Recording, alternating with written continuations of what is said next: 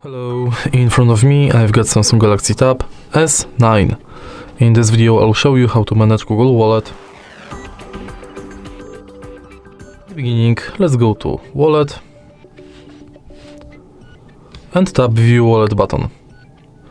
As you can see from the homepage of this app, you can add payment cards, check quick tips and manage your passes. Also you can add new passes like transit, loyalty and gift card to your Google account. If you go to menu, you've got access to your Google account, wallet tips, tap to pay setup, which is unavailable because this tab doesn't have NFC. Then you can check full list of participating banks and manage your passwords in Password Manager. In your data in wallet, you can manage payments data and passes data. In wallet settings, you can manage payments profile,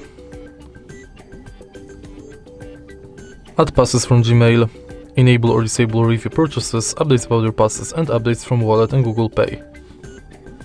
In the end, you can go to help and feedback, and that's basically it.